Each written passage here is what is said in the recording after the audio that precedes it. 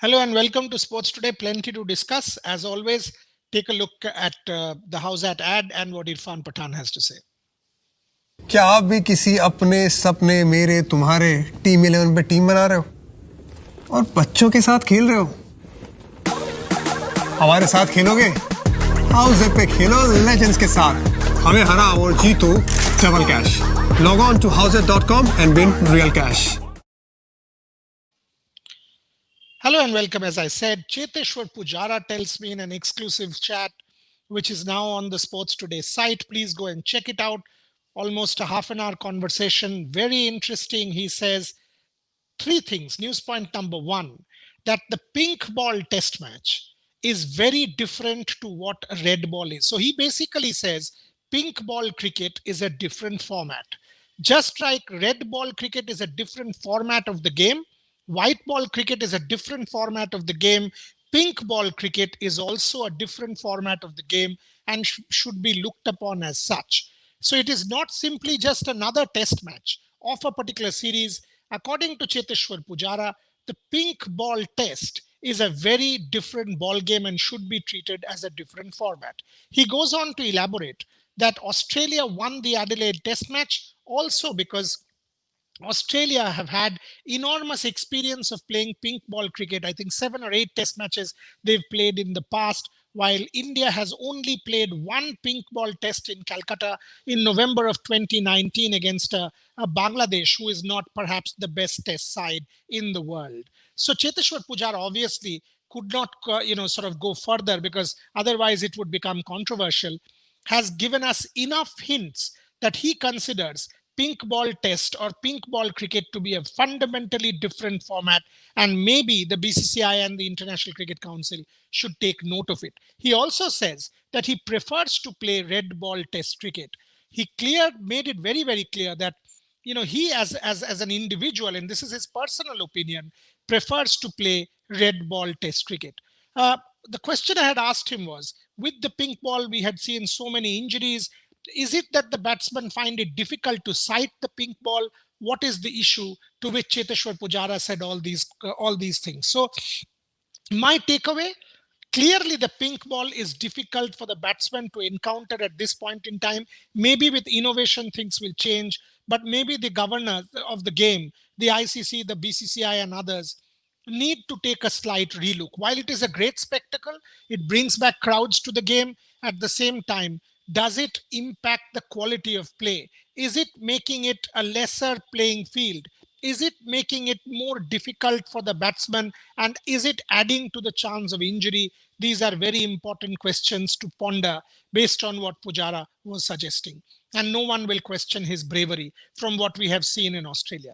News point number two, Cheteshwar Pujara publicly acknowledges the contribution of Anil Kumble in helping him deal and tackle Nathan Lyon, while saying that he doesn't want to divulge the strategy, and that is absolutely understandable as far as I'm concerned. He said that he had a problem in dealing with Nathan Lyon when the Australian offie had toured India in 2017.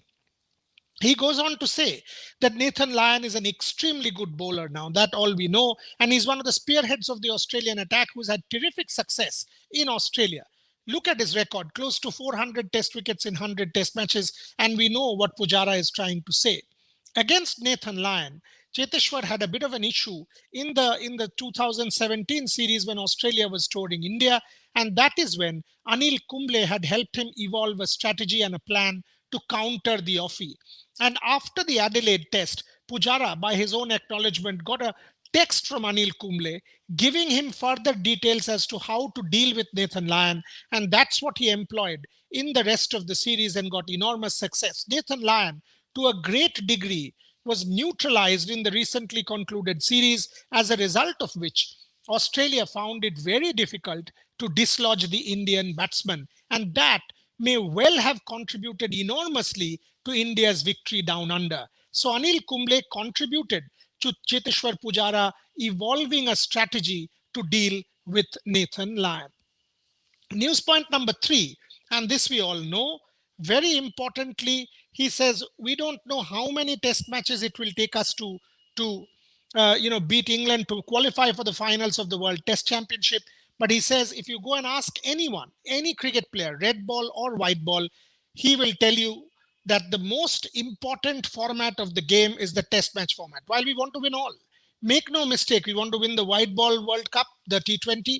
We also want to win the World Test Championship. And Pujara, who plays red ball cricket for India, was very, very clear that all of the players know the importance of the World Test Championship, and they know that they are within sighting distance. They know that a good series against England will get them to Lords for the game between the 18th and the 22nd of June. And just 2 days before that precious little 25th of June, perhaps Indian cricket's greatest day, 25th of June 1932 when we made our debut, 25th of June 1983 when we won the World Cup.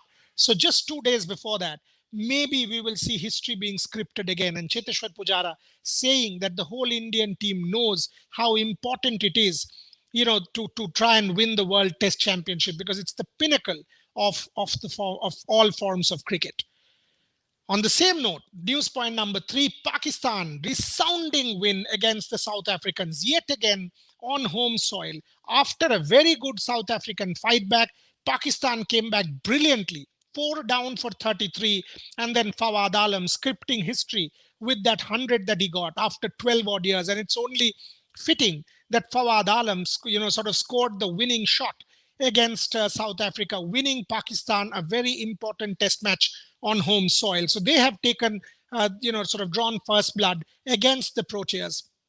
South Africa will play Australia soon if that series goes ahead. And that series, once again, will have a huge bearing on the World Test Championship. Yet again, it is evident to what degree home advantage is crucial. Look at what South Africa did to Sri Lanka. Look at what Pakistan have done. And that's why England's victory against Sri Lanka is so significant.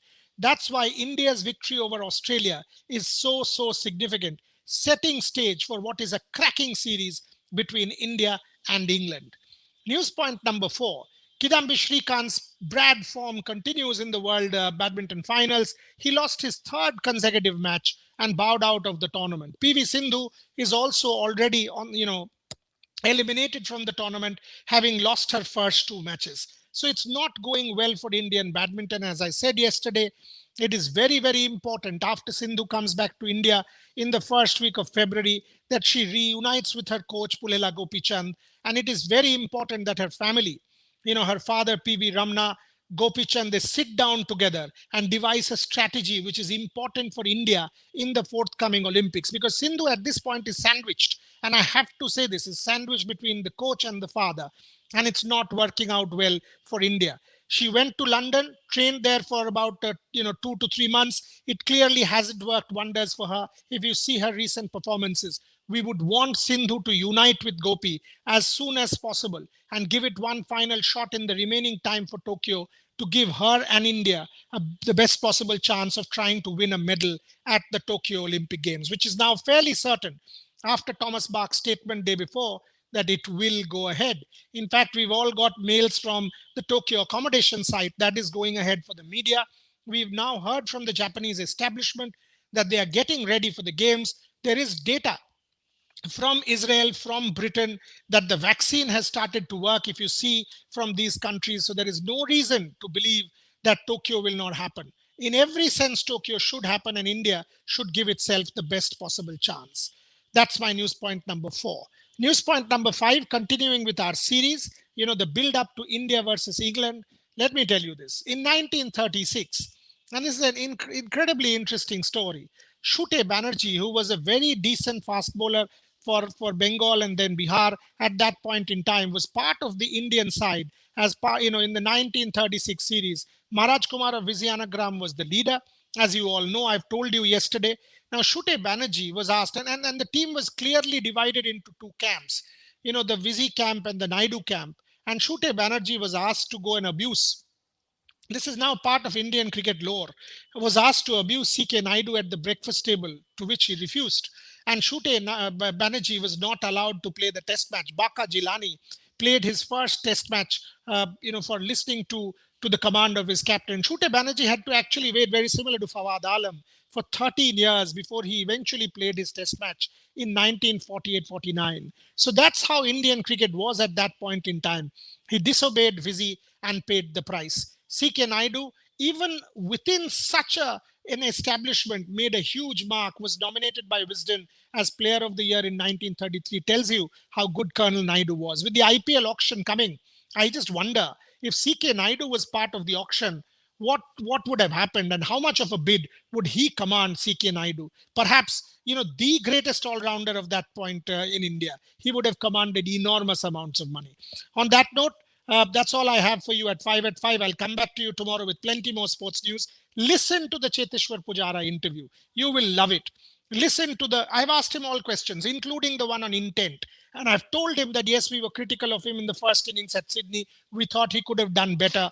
So it is an open, clear conversation. And he explains his point of view and says he actually got into groove in the third and fourth tests. Listen to that interview. You will love it. You will love it, from one of India's premier batsmen. And do subscribe to Sports Today. And please ring the notification bell, because we need your support. We are growing. We are growing. We are receiving a lot of feedback, but we continue to sort of, plead for your support, because that's how we will grow. That's all I have for you today. Thank you very much for watching.